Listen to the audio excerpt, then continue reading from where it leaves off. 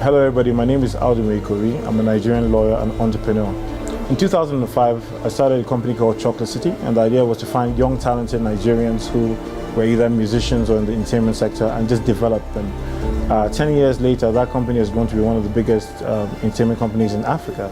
But all this wasn't enough to feed my spirit. I soon took on the role of social causes by funding and participating in a variety of youth empowerment projects across the country. And that is because I believe that business must have a purpose beyond just profit. I'm now traveling the African continent trying to find like-minded individuals who are not only successful in their own right, but are also making an impact in their own communities. This is Profit with Purpose. This is Chivas, Win the Right Way. Tonight on Chivas, Win the Right Way, we'll be chatting with Joel Macharia. He's the CEO of Abacus, which is a licensed data vendor in Kenya. Joel has come up with a web application that he says will help both local and global investors decide what shares to trade on and reinforce their decision with professional level analysis. It's a first for Kenya. The software seamlessly integrates real-time data and news on companies. It also provides both simple and advanced charting tools for analysis across all asset classes on the NSE, which is the Nairobi Stock Exchange. It will also help brokers and fund managers provide their clients with the tools to access their products and services via the internet and on mobile. I was so fascinated by this young tech entrepreneur, so I caught up with him to discuss his work over a glass of Chivas Regal. So my primary full-time job right now is CEO of Abacus, which is an online investment brokerage firm that's helping Kenyans in the diaspora and locally access investments in the markets here. So we're talking about stocks, we're talking about bonds, mutual funds, unit trusts, etc. And we've been driving, a shift from how business is typically done on paper to actually enabling it be completely paperless and online, and people sitting in the US can do it in 15 minutes. But alongside that, I'm the principal of a company called Capital Associates, which is a private investment company that my co-founder and I started about 7-8 years ago. And we've made investments into different kinds of businesses, Abacus being one of them. We've got a resort somewhere about 200 kilometers outside of Nairobi, and a poultry farm about 250 kilometers outside of Nairobi, where we produce chicken for a processor that's based in Nyeri. How old are you? I'm 29 now. Wow. Actually, I remember this very well. Capital Associates, the incorporation started on my birthday, my 21st birthday. And it was pretty much, just decided I want to move away from the hustle and trying to make a buck by just selling cars and selling everything into a more corporatized kind of space. And I decided I wanted to set up an investment bank. How old are you then? This is at 20. It's still the same year. Yeah, at 2021, actually. Wow. This is in 2007. I incorporated Capital Associates with the idea that, and I still have this, and I don't know that I can find this check. I wrote myself a check for 1 billion shilling at 21. So how much do you have now? I have enough. How does a 21-year-old guy start several businesses? Was it your parents, or what was your influence?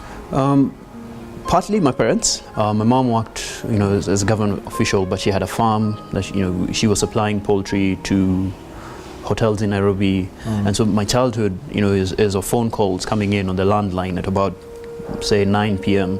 and it's a Grand Regency in Nairobi, and they're saying, hey, we need 400 chicken tomorrow morning by 4 a.m.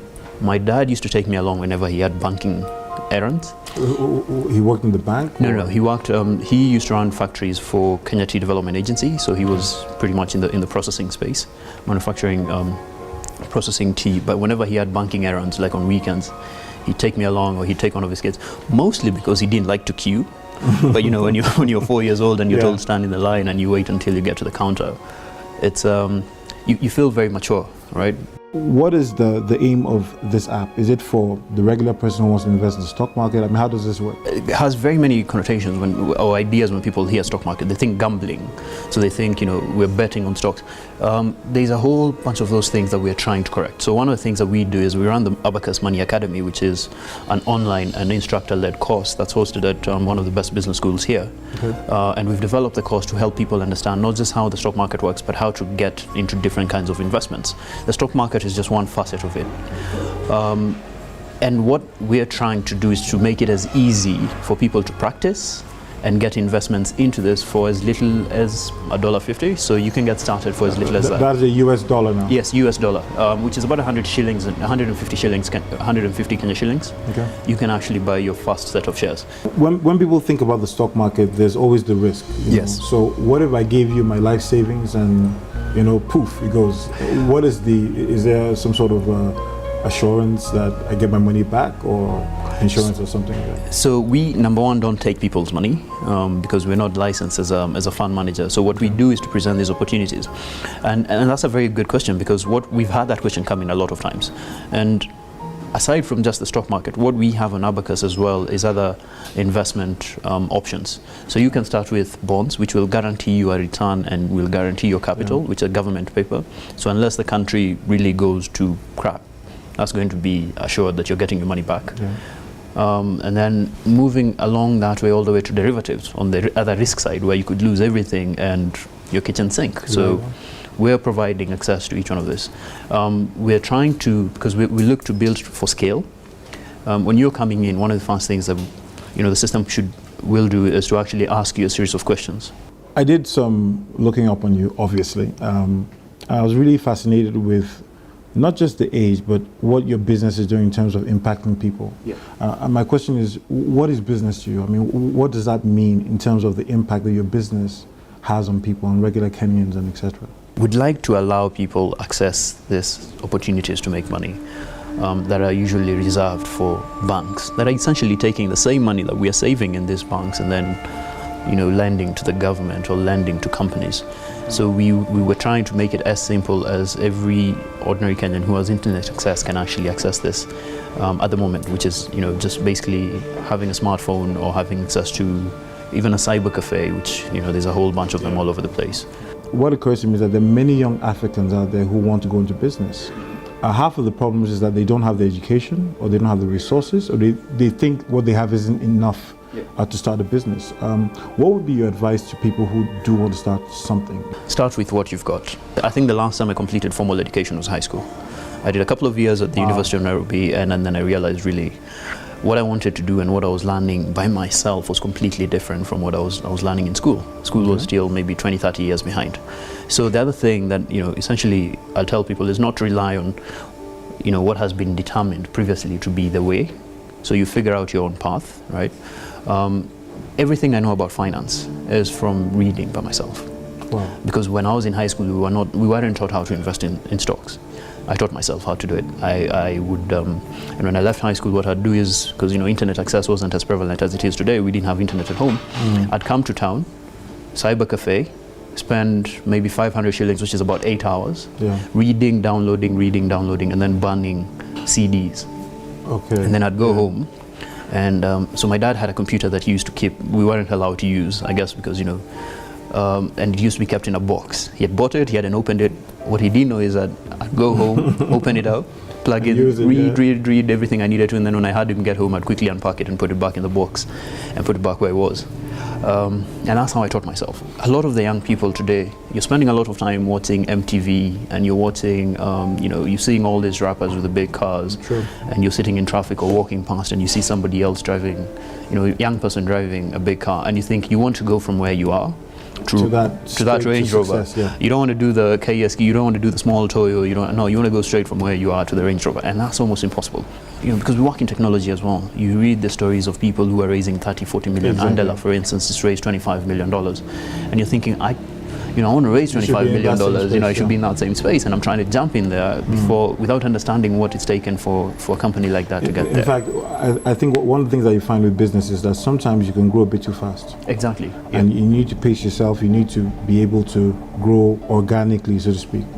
One of the things that strike me is that many people assume that business is a microwave process. So you press the button, and, count to 3, and then it's all hot and ready to go. But you need to do some cooking. Yesterday, I had a very interesting conversation with a friend of mine, and I was telling her that there's a part of me that feels like I could be way, way ahead of where I am. But she reminded me something, and because she's been a friend of mine for maybe 10 years, and she was explaining to me that the one thing that I told her really, really early on was that I wanted to build a business that I was happy with. And that's a business that has integrity at its core. I'm not going to take, because we handle people's money. If I was unscrupulous, I'd just dip into that and take a loan, kind of like what's happened with a few banks here, structured properly, and then tomorrow I'd be driving a Range Rover. But I wouldn't be able to do that because it's not who I am. I just can't do things like that. And so that's been one of the things that I'm trying to instill to my team very, very much, in terms of, consistently telling them, yeah, we can cut corners, but cutting corners essentially will just destroy our business. We'll never get to where we want to go. And two, we're trying to build a business that we can sleep easy, a business that runs itself, a business that we know fundamentally we don't have to think about responses because they're built into the core of the business. We're not going to lie about anything. If we've messed up, we've messed up. And so it's a painful process, but it gets easier as you go along, because on every level that you proceed from, so in terms of integrity, in terms of efficiency, we build on top and we make sure that we've locked down one level before proceeding to the next. People like to talk about the successes. Yes. But I find that there's so much more you learn from failure that success can teach you. So, what have you learned? Have you had any failures in the past, and what are the lessons you'd like to kind of isolate for the viewers? I've had a lot of failures, but I don't like to consider them failures. I consider them lessons, because otherwise there would be a failure if it happened and then I stopped doing what I was doing or stopped trying. 2007, going from having $1 million in the bank to $4.5 million in debt within 12 months.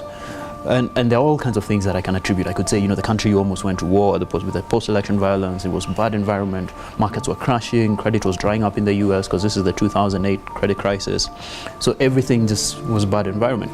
But I kind of like to think that there were people that went through that space and still came out successful. So I take it as a lesson. And the way I see it, because I've got a very interesting board of directors. My chairman handles one of the largest public investment companies in Kenya, the capital for that. And he told me that your struggles don't go away.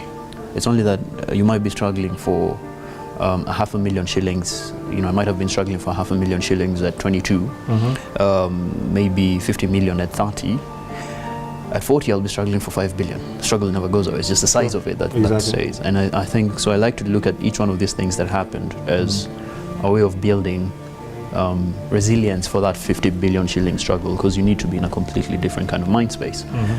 So that happened. I lost my entire business. I went back to my mother's house after having left, and you can imagine having to swallow pride and say, hey mom, is my bed still there? Can I come back home? And mommy hugged you. And she was like, you come back in. And I think that was the best thing that ever happened to me, honestly speaking, because at 21, I had my Lexus Harrier, I had my Lexus RX. I was in a 2-bedroom apartment in Milimani. I thought I'd arrived, and then having to go back home to my mom's and that whole stripping away of the ego, I think that was the best thing that happened to me, because since then, my perspectives about business have been completely different.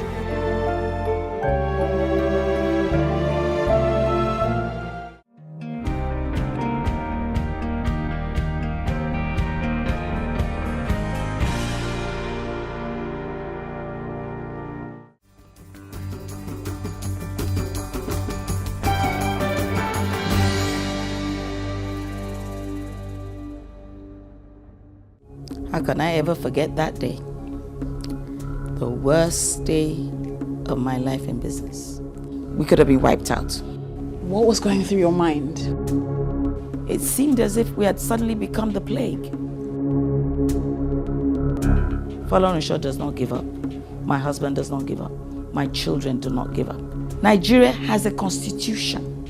And nobody, even the government itself, is not above the constitution.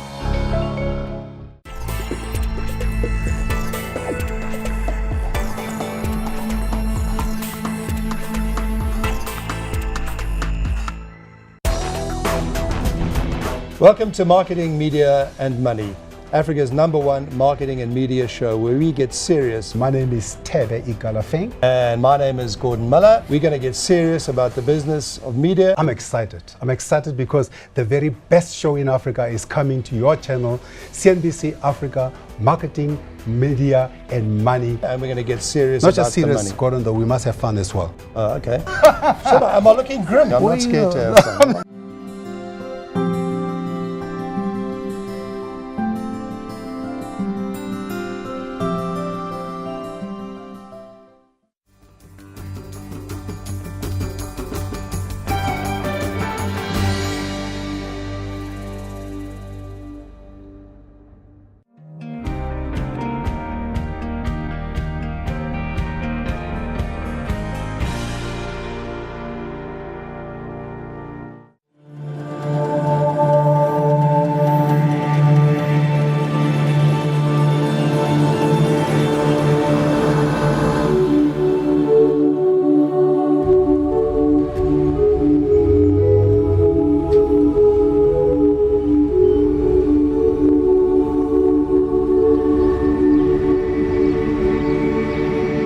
So, welcome. This is my place. My little bachelor pad. Bachelor pad. Come on in. Wow. Nice. Thank you.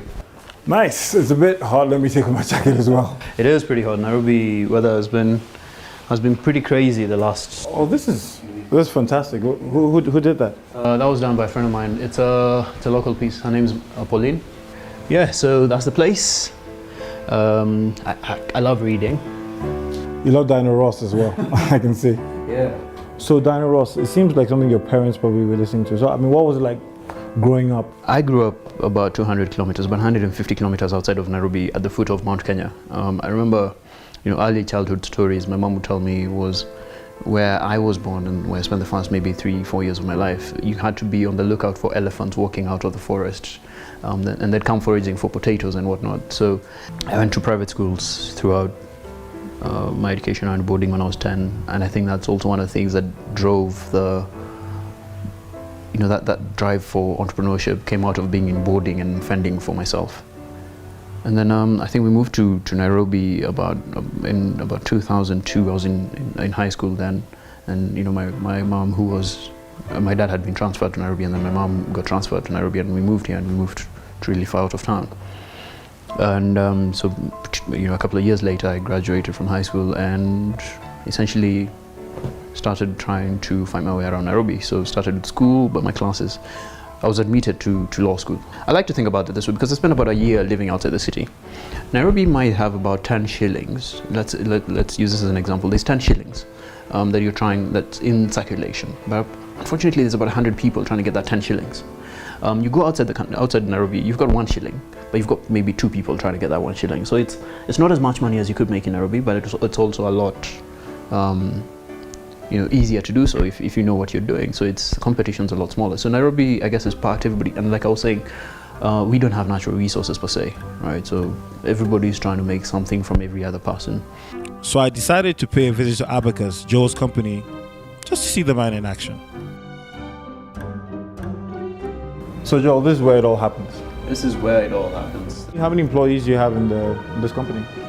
We have a team of 10 on basically full and part-time. In Kenya, we have 5. We have the 5 that are in the office, and even them, they don't really come into the office. What we've built is a company that pretty much you work when and where you are. Right.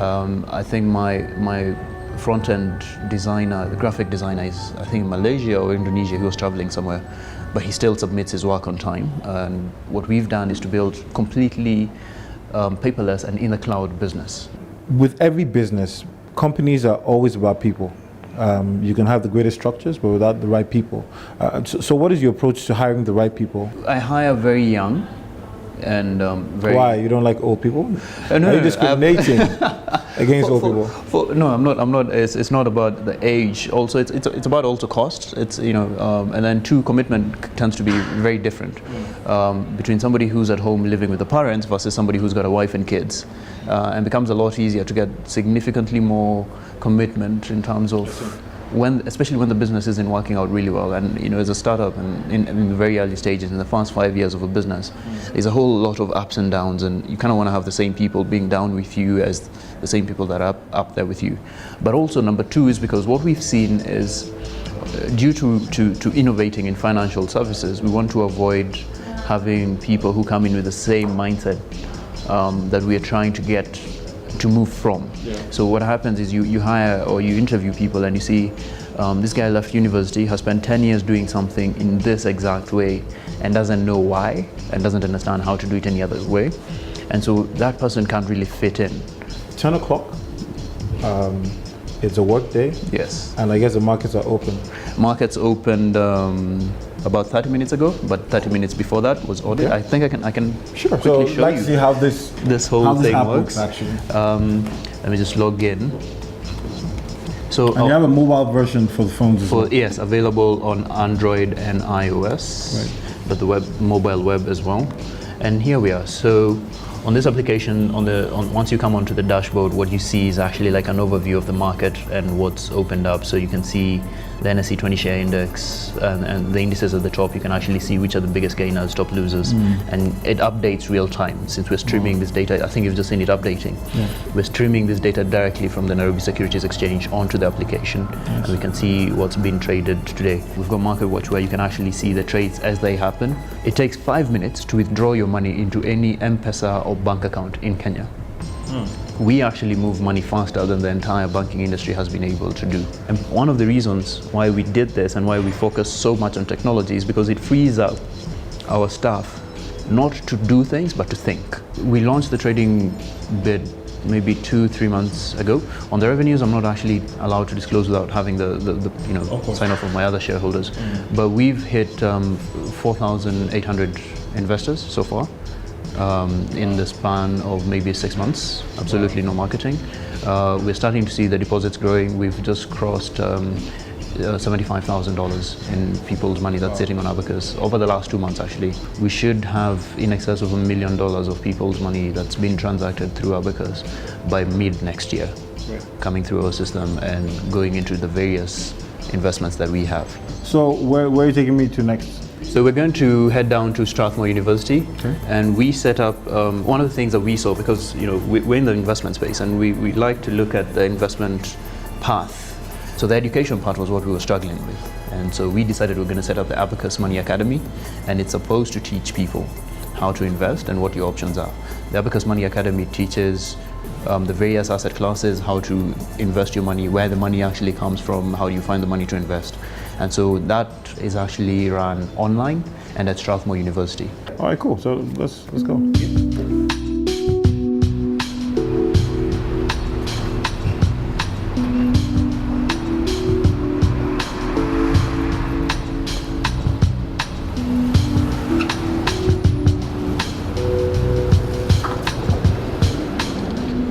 So SBS is a Strathmore Business School, and it's under the Strathmore University, who we've partnered with to help us in the delivery of our instructor-led component of the Abacus Money Academy.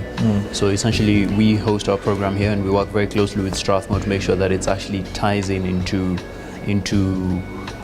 like the market structures, and it's actually a course that's relevant to what we are trying to get our users to achieve. With this particular program, we actually want to see if we can scale it, and start licensing it, because one of the things that unfortunately we never learn in school is about money, right? So we're taught how to go and work to make money, but nobody actually ever teaches about money. The partnership with SBS is your way of giving back to the community, and especially young people who want to get to know a bit more about investments and etc. and financial literacy.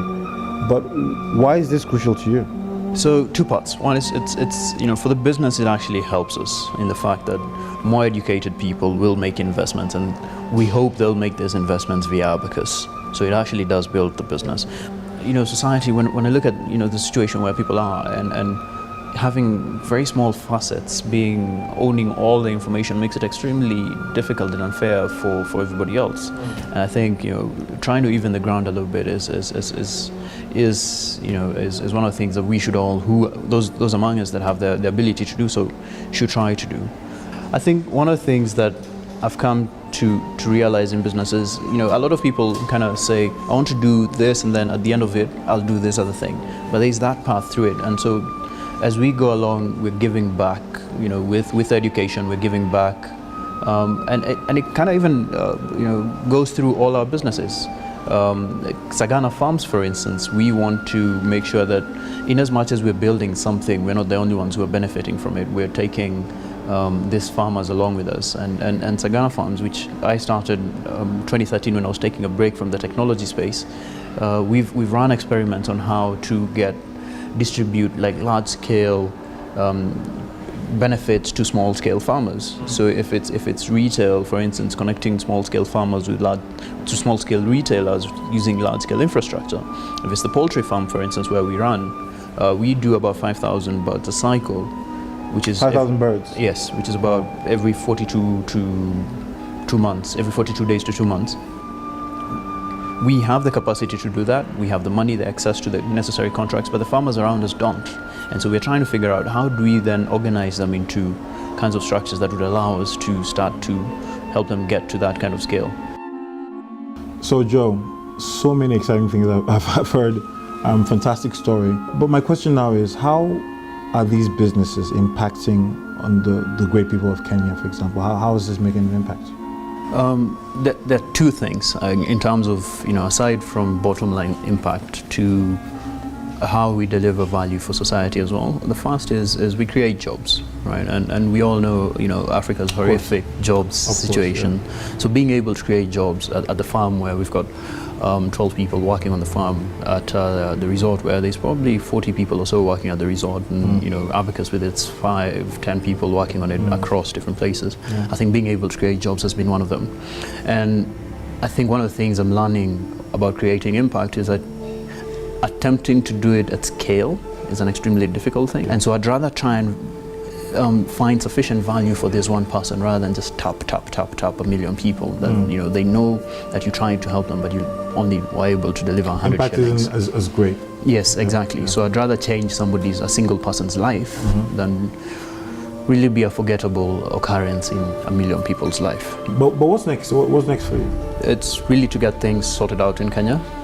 But we still don't forget that we're trying to build a Pan-African business. We want to be the entry point for anybody who's looking to make investments across the continent. To make it as simple as with one Abacus investment account, you can access Nigeria, Malawi, Somalia even, because there's business that's happening there.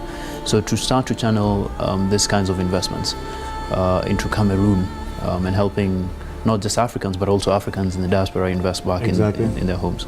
There's a lot of money that goes into these markets, but it comes from, it's Goldman Sachs making these investments, it's Morgan Stanley making these investments for their clients. It's not us making our investments into our markets. So that's one of the things I'd really like to be able to build over the next maybe 10 to 15 years. What is that tagline that defines you? Consistent pursuit of excellence. Because I don't think it's possible to achieve, but the consistent pursuit of it.